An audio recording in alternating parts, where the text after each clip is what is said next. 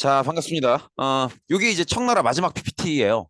내용상으로는 마지막 PPT고, 마지막 PPT라는 게 티가 나는 게 딱 보시면 벌써부터 좀 어마무시한 단어가 들어가 있죠. 혁명, 뭐 이렇게. 보통 이제 혁명하면 뭔가 이렇게 뭐 다 뒤집어 엎어버리는 뭐 그런 뭔가 끝장내는 뭐 그런 느낌 아니겠습니까? 그래서 혁명이라는 단어가 들어가 있는 것만 보셔도 어느 정도 이제, 청나라가 거의 끝나는 느낌인가 보다. 그렇게 생각해 주시면 됩니다.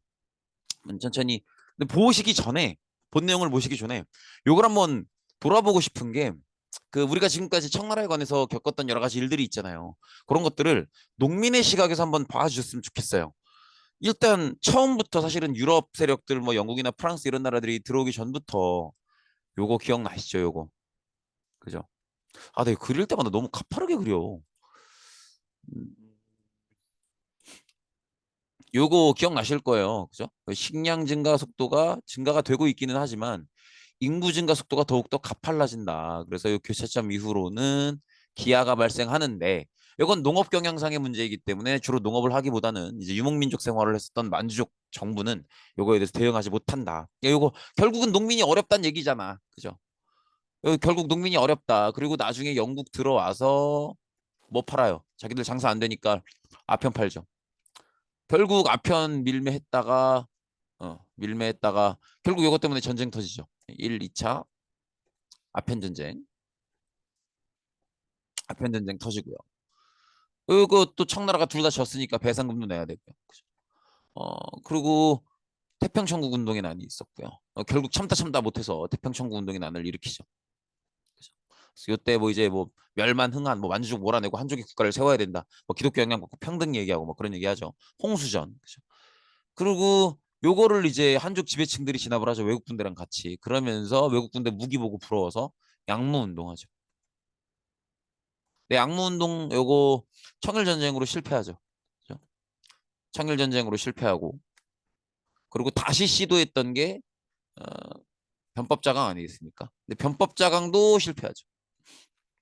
여기까지 우리가 본 거야. 근데 봐봐요. 지금 요것 때문에 이미 힘들지. 근데 지금 전쟁 두 번이나 졌으니까 배상금 두 번 내야 되죠. 그죠? 전쟁 여기 또 졌네? 또 배상금 내야 되죠. 그죠? 양무운동, 변법자강운동 이런 것들은 사실은 다 돈으로 하는 거란 말이에요. 양무운동 생각해 보세요. 공장 세우고 뭐 청나라 사람들이 뭐 알아 뭐 기술 같은 거 배우려면 그 외국 유럽 국가에서 기술자 초빙해 와야 될 거 아니야. 그럼 그 기술자 입장에서 뭐 알지도 못하고 말도 안 통하는 청나라 오고 싶냐고. 그러면 오고 싶게 만들려면 뭐밖에 없어요. 돈 많이 줘야지. 높은 연봉을 제시해야지. 그죠? 그럼 이제 결국 양무운동, 변법자강운동, 변법자강도 똑같아요. 다 돈 들여서 하는 거라고. 그러면 봐봐. 기존의 이 위기도 해결이 안 되고 있는데 뭐 배상금 두 번 내고 또 내야 되지, 세 번 내야 되지, 양무운동, 변법자강운동 여기다가 또 돈 써야지, 세금 내야지. 그러니까 세금을 계속 내야 되는 상황인 거예요. 그러니까 그리고 더 느껴주셔야 되는 게 지금 1, 2차 편전쟁 요거 두 번의 배상금 있죠. 요게 그냥 한 번에 빡 내고 마는 게 아니에요. 분납이라고 분납. 그러니까 1차 편전쟁 때 배상금 이만큼 생겨서 그거 이제 할부하고 그러다 보니까 2차 편전쟁 또 생겨서 그거 할부 또 얹고 거기다가 양무운동에 들어가는 개혁 비용 할부 또 얹고 거기다가 청일전쟁에 들어가는 배상금 할부 또 얹고 이런 식이라고 그게 다 고스란히 세금으로 쌓이는 거예요. 그리고 변법자간 개혁 비용 또 내고 그럼 농민 입장에서는 미쳐버리지. 근데 이쯤 미쳐버릴 때쯤에 뭘 깨달아요. 뭘 깨닫냐면 아, 그러네. 지금 우리 농민들이 겪었던 이 힘든 일들을 가만히 살펴보니까 공통적으로 다 뭐가 묻어 있네. 뭐가 묻어 있어요? 서양이 묻어 있는 거야. 요거 빼고는. 요 원래 있었던 요 문제 빼고는 다 서양이 묻어 있는 거예요. 1차 편전쟁이 영국이랑 싸웠죠. 2차 편전쟁 영국 프랑스랑 싸웠죠. 그다음에 양무운동 서양 무기 배워보자고 깝치는 거죠. 청일전쟁. 요거는 유럽 아니지 않습니까? 일본. 유럽 아닌 줄 알았지. 우리 동네 살던 애들이니까. 근데 맞짱 떠보니까 웬걸? 껍데기만 일본이지. 이거 뭐 서양 배 타고 와서 서양 무기 들고 서양 전략으로 싸워요. 그럼 이거 생긴 건 처음에 마주했을 때만 일본이지. 싸워보니까 일본이 아닌 거야. 생긴 것만 일본이지. 그러니까 청일전쟁도 사실은 청나라는 싸우는 병사들은 어떤 느낌이냐면 서양 색깔이 잔뜩 묻은 예? 서양의 서양화 되어버린 그런 일본과 싸우는 느낌이라는 거죠. 그러니까 이것도 결국 서양이 묻어 있는 거야. 편법자강 운동도 서양의 제도를 배우겠다고 하는 거 아닙니까? 그러니까 지금 우리 농민들을 힘들게 하는 모든 것들이 다 뭐가 묻어 있구나? 아, 서양이 어떻게든 묻어 있구나. 그러니까 이제 무슨 얘기를 하고 싶은 거냐면 즉 농민들이 움직였던 게 과거에 태평천국 운동이 있었죠. 그때에 비해서 농민들이 분노의 대상이 바뀌었다라는 걸 알아주셔야 돼요. 과거에 태평천국 운동 때는 한족 농민들이 그렇게 생각했어요. 이거는 지금 뭐 이렇게 기존의 여러 가지 무슨 식량 생산 뭐 인구 증가 속도 요 문제도 그렇고 1, 2차 아편 전쟁도 그렇고 이건 청나라 정부가 대응을 못하는 거다. 근데 청나라 정부가 만주족 사람들로 구성이 되어 있으니까 만주족을 몰아내고 한족 국가를 세우면 된다. 그렇게 생각을 했던 거야. 그러니까 분노의 대상이 서양 세력이기보다는 만주족 중앙 정부가 분노의 대상이었던 거죠. 태평천국 운동 때는 그랬지. 근데 여러 번 여러 사건들을 더 시간이 지나서 여러 사건들을 더 겪어보니까 이거는 다 근본적으로는 서양 세력 문제인 거야. 그래서 분노의 포인트가 누구한테 꽂히는 거예요? 서양 세력한테 꽂히는 거예요. 서양 세력한테. 그래서 터지는 게 의화단 운동이에요. 의화단 운동. 그러니까 뭐 지금 여기 배경에서는 가장 가까이 있는 청일전쟁만 얘기했지만 청일전쟁이 문제의 다가 아닌 거야. 그동안 겪었던 모든 문제들을 봤을 때 아, 이건 결국은 서양 애들이 근본적인 문제구나. 우리 인생을 괴롭게 만드는 건 서양 애들이구나라는 생각을 하게 된다는 거죠. 그래서 서구 열강에 대한 유럽 국가들에 대한 반발이 엄청나게 심해지는 거예요. 그래서 이제 농민들이 이 서양 열강에 대한 반발심을 불러일으킨 그런 사건이 의화단 운동이라고 보시면 됩니다. 그래서 이때는 뭐라고 얘기하냐면 우리가 지금 뭐 한족 만주족 따질 때가 아니다. 우리 어차피 다 똑같이 살아가는 사람들이고 우리가 한족 만주족 따질 게 아니라 우리 같이 한족이든 만주족이든 이 중국 땅에 어우러져 살아가던 사람들이면 다 구분하지 말고 청나라를 중심으로 청왕조를 중심으로 서양 세력을 몰아내는 데 집중해야 된다. 서로 돕자. 서양 세력을 몰아내는 데 집중하자. 이런 생각을 하게 돼요. 이걸 네 글자로 줄여서 뭐라고 하냐면 부청멸양 이렇게 얘기합니다. 이 부자가 도울 부자야. 그래서 부청멸양 단어가 딱 들어오죠. 청나라를 돕고 서양을 멸하자, 몰아내자 이런 의미인 거죠. 그래서 반해세 운동을 일으키기 때문에 이때 이제 막 그런 것도 있어. 뭐 의화권이라 그래서 막 이렇게 막 어떤 무술을 하면 막 총알을 피하고 막 이게 말도 안 되는 소리잖아요. 뭐 무슨 이렇게 한 다음에 이렇게 하고 이렇게 하면은 총알이 막 옆으로 흘러가고 막 왜 이런 무술도 배우고 한단 말이야. 근데 이게 말이 되냐고. 사람이 어떻게 하면 어떤 무술을 배우면 총알을 피할 수 있어요? 그런 게 어딨어. 맞아 뒤져야지. 근데 이런 게 저 사람들이라고 모르겠어요. 근데 왜 이런 게 유행을 했는지 그 심리를 보셔야 돼요. 이런 무술에서 총알이 의미하는 게 뭐겠어요? 결국 서양이잖아. 그러니까 서양에 대한 어떤 감정을 보여주는 거예요? 거부감과 함께 공포심도 보여주는 거죠. 그래서 이런 어떤 서양에 대한 거부감, 분노 이런 것들이 집중되어 있는 운동이 의화단 운동이다. 그래서 서양에 대한 분노가 너무 심해졌기 때문에 이제는 뭐 한족 만주 구분도 없다. 그렇게 생각하시면 되는 거죠. 그래서 반해세 운동이었기 때문에 운동의 특징이 이런 식이에요. 막 무슨 외국 제품 깨버리고 막 하여튼 외국 냄새가 나는 것들은 다 부셔버리는 막 어디 시장 가가지고 이거 막 외국에서 건너온 상품이다 그러면 다 부셔버리고 막 이렇게 길을 걷다 이 점점 규모가 커지는 거야. 건물을 부셔버린 형태로 가는 거예요. 그럼 뭐 무슨 건물 부시겠어요? 서양 냄새 제일 많이 나는 거 교회죠 교회. 가서 십자가 보이네 저런 때려 부셔버리고. 봐봐 우리 태평천국 때는 기독교의 영향을 아예 받았었잖아. 근데 지금은 교회만 보면 때려 부셔버린단 말이야. 얼마나 분위기가 바뀌었는지 알 수 있겠죠. 그리고 서양의 모든 건물들 중에서 물론 교회도 있지만 가장 서양 냄새가 세게 나는 거 공사관이죠. 공사관도 부셔버리고 한단 말이에요. 여기까지 오면 서양 세력이 이거 좋아할까 안 좋아할까? 좋아해요. 왜? 침략의 명분이 되는 거야. 그죠? 교회 부셨어? 야, 멋있네. 공사관을 부셨어? 야, 아주 용기가 대박이십니다. 맞짱 한번 뜨셔야죠. 이렇게 되는 거야. 이해되시겠죠? 근데 이 우리가 그동안의 흐름을 쭉 보면 지배층들 사이에서는 이 유럽 세력에 대응하는 게 좀 방향이 둘로 달랐죠. 한족 지배층들은 배워야 된다고 생각해서 막 양무운동 무기 배워보려고 하고 막 병법자강 운동에서 제도도 배워보려고 했지만 그 만주족 중앙에 있는 지배층들은 어땠어요? 만주족들은 안 좋아했다고. 여기서 얘기하는 서태후 기억나시죠? 황제 저기잖아. 황제 이모 아니야. 그 이 사람이 이 사람들 누구 얘기하는 거? 결국은 만주족 얘기하는 거라고. 만주족 얘기하는 거고 만주족은 기본적으로 서양 세력을 안 좋아하죠. 이게 당연한 거인 게 서양이들한테 배우고 배우다 보면 결국은 그 끝은 의회, 헌법 이런 제도들이라고. 그럼 자기들 권력이 약해지는 거예요. 그러니까 만주족 중앙정부는 애초에 서양 세력을 좋아할 수가 없어. 애시당초에. 그러니까 만주족 중앙정부는 이렇게 서양 세력을 싫어하는 농민들 의화단이 너무 예뻐 보이는 거야. 그래서 만주족은 이 의화단을 지원해 줍니다. 그리고 당연히 피해를 당했던 이런 영국, 프랑스 이런 서양 열강 세력들이 청나라를 이 의화단 운동을 진압하겠다라는 명분으로 쳐들어오는 거죠. 근데 의외의 국가 일본이 있죠. 일본은 왜 들어오나? 근데 제가 아까 얘기했었죠. 일본이 위치만 아시아지 이제 청나라가 느끼기에 일본은 서양 애들이랑 똑같아. 그냥 가까이 있는 유럽일 뿐이야. 그죠? 그래서 요 의화단 운동 때 일본 뭐 가까이 있으면 뭐 얘들은 뭐 유럽 아니야? 막 이러면서 다 때려 부셔버린단 말이에요. 그러니까 청나라 사람들이 느끼기에는 일본도 유럽이랑 다를 게 없어요. 그러니까 막 이제 반해세 운동할 때 막 일본 것들도 때려 부시고 막 했단 말이야. 그러니까 일본도 같이 들어오는 거죠. 그래서 이 연합군들이 의화단 운동을 진압하겠답시고 청나라로 막 들어와요. 그럼 청나라는 이 침략을 감당할 수가 없죠. 그러니까 당연히 어, 수도인 베이징이 점령되고요. 이게 조금 정리를 해보면 이런 식이에요. 한번 쭉 보시고 정리를 해보면 이런 느낌입니다. 우리가 그동안 쭉 뭐 아편전쟁, 태평천국운동, 양무운동, 변법자강운동 거치면서 서양 세력이 점점점 세진단 말이야. 여기에 대해서 서태후 같은 여기서 말하는 서태후 같은 보수 세력들은 만주족을 얘기하는 거죠. 만주족. 이런 세력들은 만주족을 얘기하는 거예요.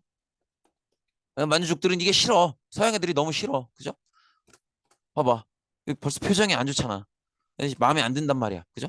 근데 이렇게 만주족들은 서양 세력이 자꾸 접근해오고 영향이 커지고 이런 것들을 마음에 안 들어 하는데 누가 또 시간이 흐를수록 마음에 안 들어 하는 거야? 농민들도 마음에 안 들어 하는 거야. 그죠? 그러니까 이제 같은 마음인 거지. 누구랑 누가? 만주족 중앙정부와 농민들이 이제는 같은 마음인 거예요. 그래서 만주족 중앙정부가 이렇게 농민들을 지원해 주는 거야. 이해되시겠죠? 그러니까 요게 이제 서양 애들이 봤을 때는 농민들이 막 우리 물건 다 깨부셔버리고 교회 부시고 하면 정부에서 이걸 진압을 해줘야 되는데 청나라 중앙정부가 이걸 돕고 앉았네? 이렇게 되는 거죠. 청나라 중앙정부에는 만주족 애들이 들어가 있으니까. 그죠? 그럼 이건 유럽 국가들이 볼 때는 충분한 침략의 명분이 되는 거죠. 그래서 개기는 거야. 야, 교회 부셨어? 공사관 부셨어? 이렇게 되는 거죠. 아편 전쟁이 기억이 안 나시나 봐요. 두 번씩이나 겪어놓고 이렇게 되는 거죠. 그러면서 이제 야, 봐봐. 청나라 용기 냈다. 우리가 또 상대해 줘야 되는 거 아니냐? 놀아줘야 되는 거 아니야? 야, 이거 뭐 챌린지지 이러면서 막 개떼같이 기어들어오는 거예요. 탕후루 챌린지야. 어? 탕탕 후루후루 하는 거예요. 봐봐. 지금 요게 제가 지금 뒤에 자세히 보시면 영국 국기가 있어요. 그래서 영국 국기 따로 안 넣었는데 요게 이제 영국이잖아, 영국. 그죠? 그럼 나라 몇 개야 이거? 물론 이 많은 나라들을 다 외워달라는 건 아니에요. 아닌데 그냥 그 느낌만 봐주시면 돼요. 여기 지금 영국, 프랑스, 러시아, 미국, 일본.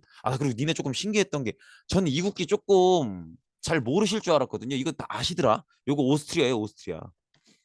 오스트리아고 그다음에 이거 이탈리아고. 그죠? 그다음에 요거 저기 뭐냐? 독일이고 독일. 저머니. 그죠? 어, 요 많은 나라들이 다 기어들어오는 거예요. 이거는 그냥 지나가는 얘기인데 지금은 그 식당이 없던데 예전에 스파게티 중에 그런 집이 있었어. 요거를 신호등처럼 쓰는 거예요. 이탈리아 국기를. 그래서 요거를 요렇게 생긴 봉을 줘. 그래서 요거를 어 세워놓잖아. 초록색이 위로 가게 세워놓으면 이제 계속 더 달라는 거야. 그럼 리필을 계속 해줘. 근데 우리가 먹을 만큼 먹었어. 그럼 이제 이걸 바꿔 올려놓는 거예요. 그래서 빨간색이 위로 올라오면은 그때부터 이제 스탑이야. 그만 줘. 그런 식당이 옛날에 있었어. 내 이 얘기를 왜 하는 거지? 아무튼 근데 그 집 괜찮았는데 그러니까 맛도 맛인데 이렇게 양빨이지 뭐 이렇게 민망하지 않게 초록색만 세워 놓으면 이제 계속 주시니까 되게 맛있게 부담스럽지 않게 많이 먹을 수 있었는데 나중엔 초록색 세워 놓는 게 민망해. 아무튼 뭔 소리 하는 거야. 아무튼 이렇게 의화단 운동을 할 때 워낙 그냥 눈에 보이는 여러 가지 서양 색깔이 묻은 것들은 다 부셔버렸기 때문에 거기에 조금이라도 피해 입은 나라들은 다 기어 들어온 거예요. 그러니까 이건 당연히 우리가 아까 봤던 것처럼 청나라가 감당할 수가 없죠. 그러니까 이렇게 결국 베이징이 점령되고요.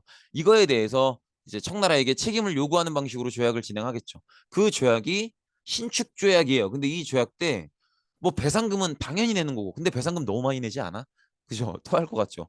1차 편전쟁, 2차 편전쟁, 청일전쟁, 의화단 네 번째야. 토할 것 같죠. 아무튼 그렇다고 안 낼 수 있나? 토하고 내야지. 그죠?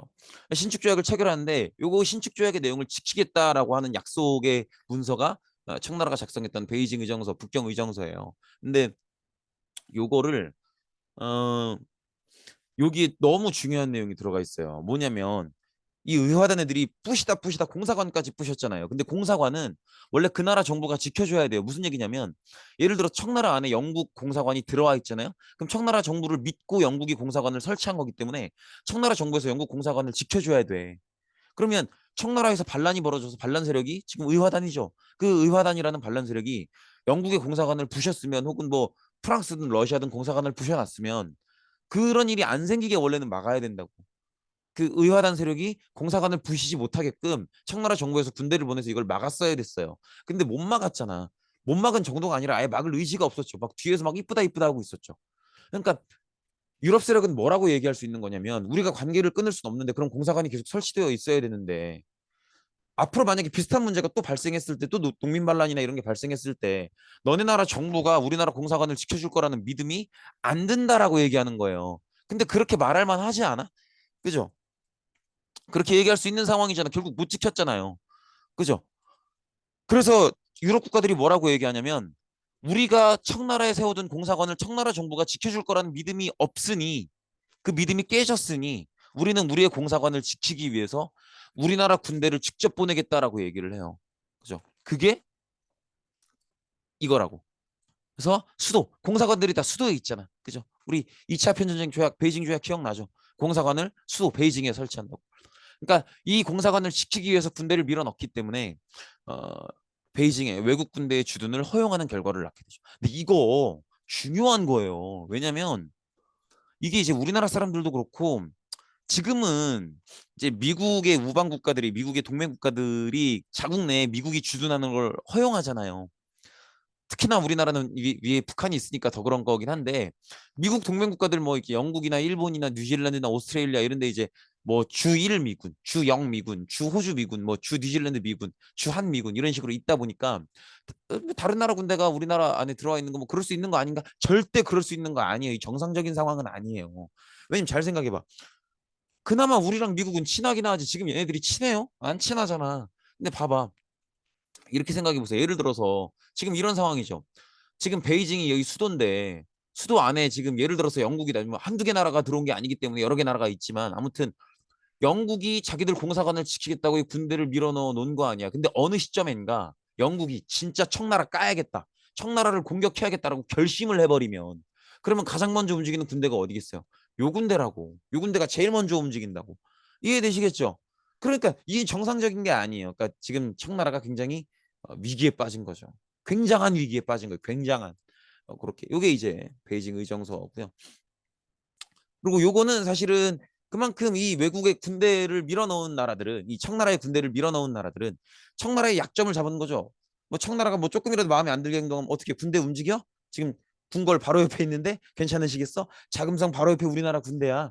괜찮으시겠어? 자금성에 니네 황제 살지 않아? 이러면서 막 협박을 해오고 그러면서 무슨 여러 가지 이권을 챙기는 거죠. 뭐 삼림 체벌권이니 뭐 금강 채굴권이니 막 여러 가지 것들 막 철도 부설권이니 많은 것들을 챙겨 나가게 됩니다. 그래서 중국이 이때 청나라가 공식적으로 어떤 나라의 식민지가 되진 않지만 그것도 청나라가 막아낸 게 아니고 어느 한 나라가 다 먹지 않고 여러 나라가 나눠 가지려다 보니까 공식적으로 어느 나라의 식민지가 되지 않은 것뿐이지 사실상은 여러 나라가 나눠 먹는 반식민지 상태가 됐다고 보셔야죠.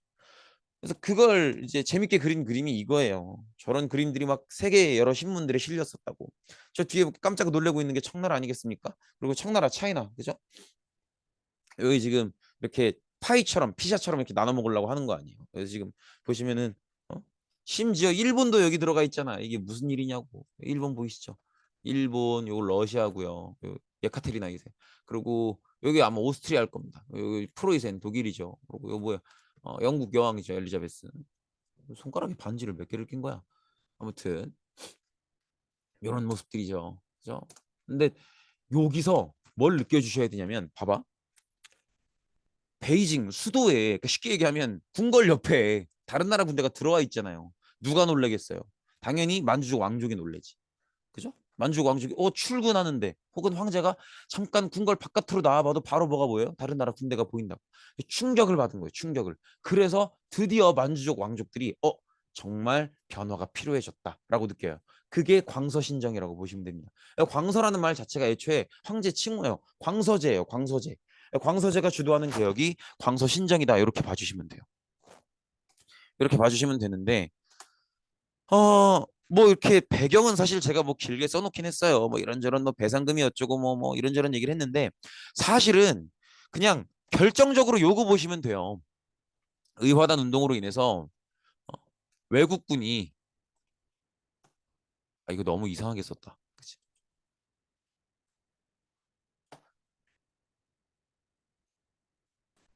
외국군이 베이징에 주둔했다는 거. 이거 자체가 너무 충격인 거야. 그래서 요 충격 때문에 뭐 길게 써놨지만 요 충격 때문에 요걸 하는 거라고 보시면 돼요. 이해되시겠죠? 그래서 신정개혁에 들어갑니다. 근데 봐봐 저런 표정으로 뭘 해서 되겠습니까? 그러니까 이 무슨 얘기라는 거냐면 이런 느낌으로 보시면 돼요. 이게 개혁을 한다는 건 뭔가를 변화하고 바꿔나간다는 건데 그럼 모델이 누구겠어요? 결국 서양을 모델로 배워야 된다고. 그럼 서양의 모델이라는 게 뭐 과학기술 뭐 이런 것도 있지만 결국 서양의 제도를 배워야 돼요.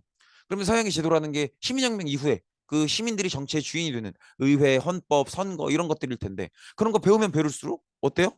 그런 거 배우면 배울수록 황제의 권력은 약해지죠. 그러니까 황제를 중심으로 만주족들은 해야 된다라는 걸 알고 있지만 사실은 마음속으로는 하기가 싫어. 마치 공부 같아. 그죠? 해야 된다는 건 알지만 하기가 싫어. 그럼 잘 되겠어요? 잘 될 리가 없죠. 잘 될 리가 없단 말이야. 결국은 이런저런 개혁들을 해보지만 봐봐. 지금 개혁의 내용에 노란색이 하나도 없잖아요. 뭔가 대단한 성과가 있었으면 노란색을 뭐 넣어놨겠지. 그죠? 근데 없잖아. 그 얘기는 무슨 얘기예요? 안 됐다는 거예요. 안 됐다는 거라고. 근데 그렇지 않아요? 이 지금까지 쭉 보면 편법자강 운동 뭐야 전에 이것저것 뭔가 변화해 보려고 시도를 많이 했죠. 양무 운동 실패했지. 변법자강 운동 실패했지. 광서신정 실패했죠. 그러니까 이 뭔가를 변화해 보려는 시도가 다 실패하고 있는 거예요. 좀 더 넓게 보면 봐봐요. 지금 한족 지배층들 양무운동 해봐 실패해. 변법자강 실패해. 그죠? 그다음에 농민들 어떻게든 서양 세력 몰아내 보려고 의화단 운동 해봐 실패. 만주족 황제가 광서신정 해봐 실패. 그럼 누가 해도 실패하는 거야. 뭐 어쩌라고 그러면. 그죠? 답이 없잖아. 이런 게 무슨 상태예요? 노답이지 노답. 그죠? 청나라는 답이 없는 노답 상태가 된 거예요. 노답. 그죠? 그래서 광서신정까지 실패하고 나니까 한족 지배층들이 하는 개혁도 안 돼. 농민들이 하려는 운동도 안 돼. 황제가 주도하는 개혁도 안 돼. 청나라는 뭐예요? 청은 아 답이 없네. 노답이네. 그럼 노답이면 어떻게 해야 돼요? 이거 갖다 버려야지 뭐 의미 있어? 그죠? 그래서 무슨 얘기가 나오는 거예요? 갈아치워 버려야 된다. 혁명을 일으켜야 된다. 그런 얘기를 하는 거예요. 근데 이때 혁명의 이야기는 조금 특별합니다. 그냥 단순히 청나라를 무너뜨리고 다른 나라를 세워야 된다. 해서 끝나는 게 아니에요. 중국 역사 특성상 기존의 왕조가 무너지고 다른 왕조를 세워야 된다라고 하면 그냥 멸망이라고 하지 혁명이라고 하지 않아요. 이해되시겠죠? 그런데 혁명이라는 단어를 쓴단 말이야. 그 얘기는 무슨 얘기냐면 청나라도 무너져야겠지만 더 근본적으로 그게 청이 됐든 뭐가 됐든 황제가 국가를 지배하는 시스템은 이제 끝장나야 된다는 거예요. 그래서 정치의 주인이 황제가 아니라 이제는 국민이어야 함을 이제 인정하고 바꿔야 된다. 그 얘기를 하는 거예요. 그래서 단순히 하나의 국가가 멸망하는 게 다가 아니야. 지금 중국은 옛날에 진시황 때부터 몇천 년을 황제가 지배하는 시스템을 유지해 왔죠. 중간에 나라가 바뀌어도 그죠. 진한 위진 남북조 수당 송원 명청 다 그랬잖아. 그죠. 그러니까 이제 그렇게 그게 어떤 나라가 됐든 황제가 지배하는 시스템을 끝낼 때가 됐다는 거야. 그리고 청나라가 무너진 뒤에 새롭게 국가를 세워야 될 거고 그 국가는 황제가 지배하는 시스템이 아닌 정치의 주인이 시민인 그런 나라를 세워야겠다라는 그런 생각을 했기 때문에 혁명이라는 단어를 쓰는 거예요. 그 생각을 했던 가장 리더격에 있었던 인물이 순원이라는 인물입니다. 순원. 순원이 이런 자기처럼 생각하는 황제가 지배하는 시스템을 끝장내야 된다. 이렇게 생각하는 사람들을 모아서 중국 혁명동맹회를 결성하고 혁명운동을 시작하게 됩니다. 이분이 순원 선생님이세요. 한자로 쓰면 손문이라고도 하는데 아무튼 민족주의, 민권주의, 민생주의 이런 것들을 주장하는데 민족주의, 민권주의, 민생주의를 묶어서 삼민주의라고 해요. 근데 요거를 외우실 필요는 없어요. 요거는 그냥 이제 말을 아예 안 할 수는 없어서 써놓은 건데 외우실 필요는 없습니다. 민족주의라고 하는 건 원래 처음은 이제 마치 태평천국 때처럼 만주족 몰아내고 한족 국가를 세우자였었어. 근데 나중에 어떻게 변하냐면 모든 민족이 평등해야 된다. 뭐 그런 식으로 바뀌어요. 민권주의는 모든 시민들의 정치권, 정치적 참정권을 정치에 참여할 수 있는 권리를 인정해야 된다. 그런 거고 민생주의는 이제 경제적인 문제예요. 그래서 모든 시민들이 경제적으로 어느 정도 평등성은 있어야 된다. 너무 막 빈부격차가 심해지고 이러면 안 된다. 뭐 그런 얘기 하는 건데 그런 것들은 가볍게 넘어가 주시고 아무튼 가장 중요한 건 순원을 중심으로 드디어 청나라를 무너뜨리는 건 물론이고 황제가 국가를 지배하는 시스템은 이제는 끝장내야 된다라는 걸 이제 주장하기 시작했다는 거죠. 그래서 지금 혁명운동이 벌어지는데 그때 이런 일이 생겨요. 뭐냐면 중국에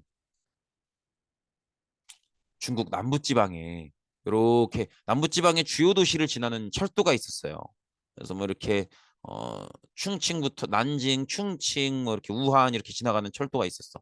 되게 중요한 철도였는데 요 철도를 사실은 민간에서 세운 거예요. 즉 민간의 여러 시민들이나 기업들이 투자금을 모아서 여기서 철도를 만들어서 철도에서 발생하는 수익금을 나눠 갖기 위해서 민간에서 민간 자본으로 세운 거예요.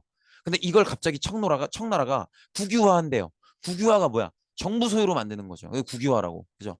청나라 그때 했던 얘기가 뭐냐면 이런 거예요. 철도는 국가의 지역과 지역을 연결하는 산업이기 때문에 정부가 나서서 국가 전체를 바라보고 계획을 세워서 해야 되는 사업이다. 민간에서 그렇게 할 수 있는 사업이 아니다라고 얘기를 하는 거야. 그러면서 철도를 가져가겠대. 정부가. 이거를 그럼 민간에서 이걸 받아들일 수 있을까요? 내 돈 들어간 건데 내가 내 투자금 다 쏟아부어 가지고 한 건데 이걸 정부가 갑자기 가져간다 그러면 이걸 누가 받아들여요? 그리고 더구나 사실은 청나라 정부가 저 철도를 왜 가져가려고 하는지 민간에서는 알고 있어요. 왜 가져가려고 하는 거냐면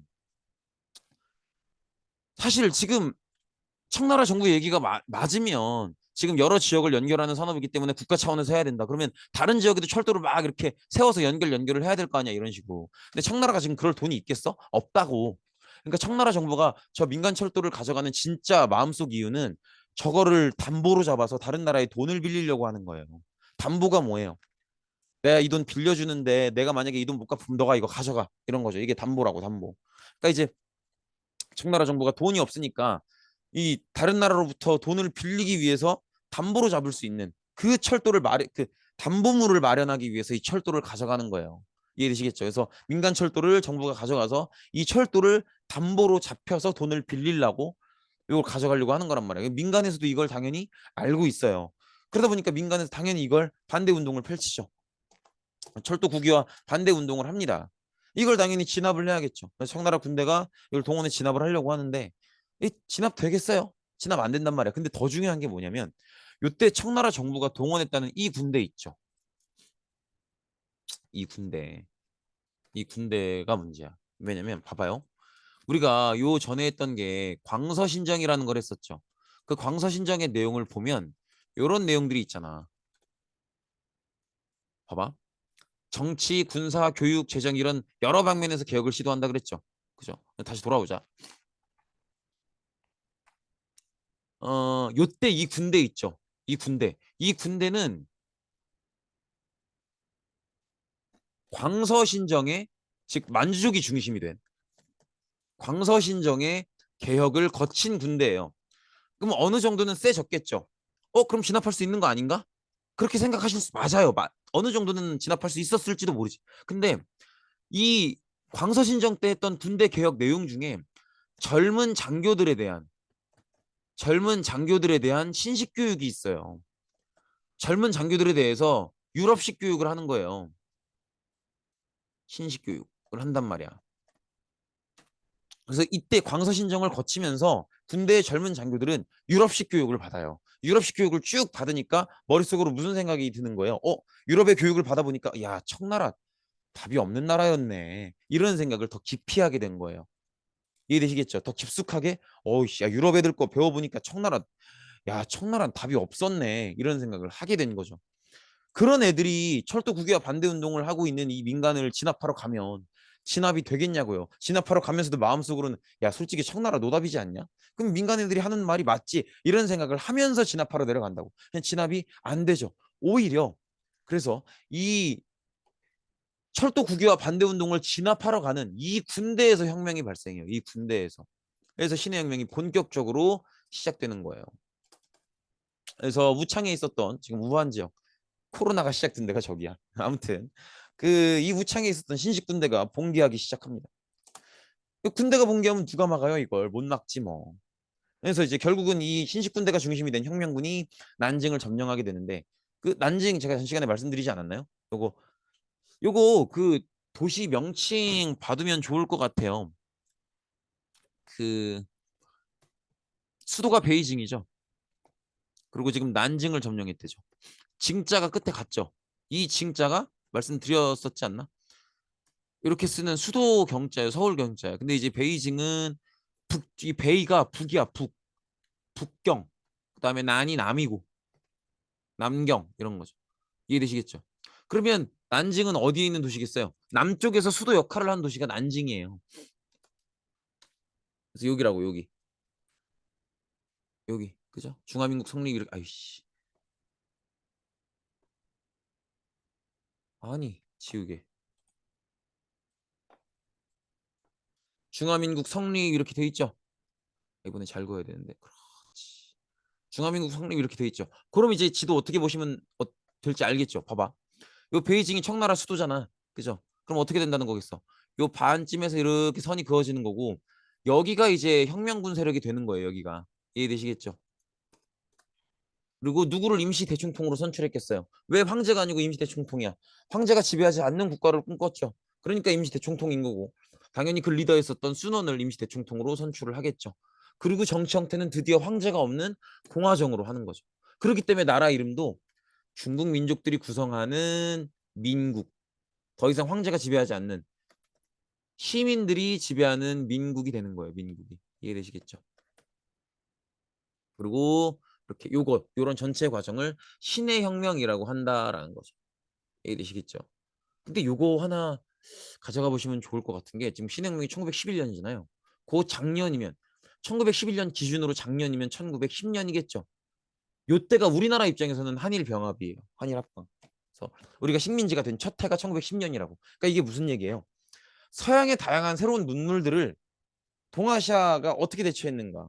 제대로 대처하지 못하고 빠르게 받아들이지 못한 한국과 중국이 1910년께쯤에 각각 청나라는 무너지고 한국은 식민지가 되고 이런 결과를 보였던 거죠. 그리고 빠르게 받아들이는데 성공한 일본은 저렇게 한반도도 식민지화하고 중국에 대해서 떵떵거릴 수 있는 그런 변화가 왔던 거죠. 어쨌든 그런 상황입니다. 그래서 이렇게 지도 다시 한번 보시면 이렇게 지금 빨간 선 근 여기가 뭐가 되는 거예요? 지금 이 지역이 여기가 중화민국이 되는 거죠. 중화민국. 중화민국이 되는 거고 청나라 정부 입장에서는 당연히 중화민국을 인정하지 않겠죠. 그러니까 청나라 정부 입장에서는 중화민국이 반란 세력일 뿐인 거야. 반란 세력을 어떻게 해야 돼요? 진압을 해야겠죠. 그래서 이 진압을 맡겼던 장군이 지금 보시는 위안스카이라는 장군입니다. 이분이에요, 이분. 근데 이 양반 똑똑한 양반이에요. 그러니까 저 높은 데까지 올라갔겠지. 근데 이 사람은 똑똑한 사람이긴 하지만 어떤 정치 철학이 따로 있는 사람은 아니에요. 무슨 뭐 공화정이 옳다든지 아니면 뭐 서양 애들을 배워야 된다든지 뭐 의회가 어떻고 헌법이 어떻고 그런 생각을 많이 하는 사람은 아니에요. 그냥 자기가 권력이 강해지면 그만인 사람이야. 근데 이 사람이 봤을 때 대충 분위기를 읽을 거 아니야. 청나라 정부가 중화민국이라는 반란을 나보고 진압하래. 진압병력을 데리고 내려가야 되는데 진압병력을 집합시켜놓고 이렇게 쓱 보니까 애들 사이에 막 뭐라고 막 자기들끼리 막 꿍시렁꿍시렁 대요. 가만 들어보니까 뭐래요? 야 솔직히 청나라 노답 아니냐? 막 이런 얘기를 해요. 왜냐면 위안스카이가 집합시킨 그 군대 이 중화민국을 진압하러 내려가야 되는 그 군대는 다 광서신정 때 신식교육, 유럽식 교육을 받은 애들이야. 그럼 걔들이 뭐라 그러겠어요? 모여서 중화민국 진압하러 가는데 모여서 야 솔직히 청나라 노답 아니냐? 청나라 답이 있냐? 청나라 뭐 개망해야지. 막 이런 얘기 하고 있단 말이야. 그럼 그런 애들 데려다가 무기가 아무리 센들 어쩐들 진압 되겠어요? 안 된단 말이에요. 이해되시겠죠? 그러니까 위안스카이는 집합시켜 놓자마자 직감해요. 아 이거 진압 안 된다. 이거 의미 없다 이거. 그래서 위안스카이가 애초에 진압을 아예 포기하고 중화민국 측 리더와 협상을 시작합니다. 누구예요? 순원과 협상을 시작하는 거예요. 그래서 뭐라고 얘기하냐면 순 선생 잘 생각해 보세요. 제가 지금 중화민국 진압을 맡았다는 건 제가 황제한테 굉장히 신임받는 굉장히 높은 자리에 있는 장군이라는 겁니다. 무슨 얘기냐면 저는 청나라 황제를 되게 자주 개인적으로 뵙습니다. 이런 얘기를 해요. 그러면서 뭐라고 하냐면 지금 원하시는 게 뭐예요? 공화국 아닙니까? 그죠?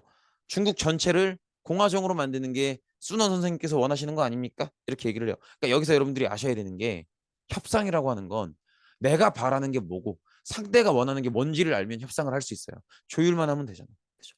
그래서 뭐라고 하는 거냐면 제가 중국 전체를 공화정으로 만들어 드리겠습니다. 저는 황제를 늘 가까이서 보기 때문에 얼마든지 죽이든 쫓아내든 할 수 있습니다. 제가 빠르게 중국 전체를 공화정으로 만들어 드릴 테니까 그럼 그 공화정을 차지하는 게 아마 중화민국이겠죠. 그 중화민국의 대총통 정식 대총통 자리를 저를 주십시오. 이렇게 얘기한단 말이야. 순원이 왜 임시 대총통이었냐면 중화민국이 아직 중국을 다 지배하는 게 아니잖아요. 중화민국이 중국의 통일을 이뤄낸 게 아니기 때문에 아직 임시 대총통이었단 말이야. 근데 이제 순원이 이제 아직은 임시 대총통이죠. 위안스카이가 거기에 대고 그렇게 얘기하는 거예요. 내가 황제를 몰아내고 중국 전체를 공화정으로 만들어 드릴 테니까 중화민국의 정식 대총통 자리를 나를 달라 이렇게 얘기하는 거야. 고민됐겠죠. 순원 입장에선 고민되는데 이걸 순원이 승낙해요. 왜냐하면 이 조건을 승낙하지 않으면 중화민국은 청나라를 상대로 전면전을 치러야 돼요. 물론 이길 가능성이 높을 수 있겠죠. 뭐 물론 청나라 군대가 이미 뭐 청나라는 썩었다고 생각하고 이길 가능성이 높을 수 있지만 어쨌든 전쟁은 전쟁이에요. 수많은 사람들이 죽어 나갈 거라고. 그럴 바에야 지금 내 목적은 중국 전체를 공화정으로 만드는 거고 그것만 이뤄내도 대단한 건데 충분히 합의할 수 있지 않은가라는 생각을 하게 되는 거죠. 그래서 합의를 합니다. 그리고 위안스카이는 합의에 따라서 중화민국의 정식 대총통 자리에 취임해요. 근데 아까 말씀드린 것처럼 위안스카이는 정치적 철학이 어떤 있는 사람이 아니에요. 어떤 뭐 헌법을 만들어야지 의회가 있어야지 뭐 공화정이 옳은 거지 이런 생각을 하는 사람이 아니야. 그냥 내 권력만 세면 돼. 그리고 위안스카이 생각에는 권력의 끝은 역시 황제예요. 그래서 임시 대총통이 임시가 아니고 중화민국의 정식 대총통 자리에 취임한 다음에는 자기가 황제가 되려고 합니다. 근데 이걸 주변 사람들이 받아들이겠어요? 지금 청나라의 젊은 장교들도 아, 황제가 지배하는 시스템 청나라 이거 아니야 이렇게 생각하고 중화민국이 절반을 먹고 있고 이런 상황인데 그죠? 그래서 결국 황제에 즉위하려고 하지만 이거 잘 안 돼요. 잘 안 되고 황제에 즉위하려고 노력해보다가 위안스카이는 늙어서 죽어요. 늙어서 죽게 되고요. 그리고 결국 중화민국 전체는 여러 개의 군벌들로 분열되게 됩니다. 그래서 마치 우리 옛날에 춘추전국 시대 기억나죠? 그런 식으로 되게 여러 개의 군벌들로 분열되게 됩니다. 이게 이제 우리가 배우는 청나라의 일단은 마지막이에요. 그리고 2차 세계대전 이후에 요 상태 이후에 청나라에 대해서도 청나라가 아니고 중국에 대해서도 배우게 될 겁니다. 아무튼 그렇게 보시면 되겠습니다. 네, 고생 많으셨습니다. 오늘 여기까지입니다.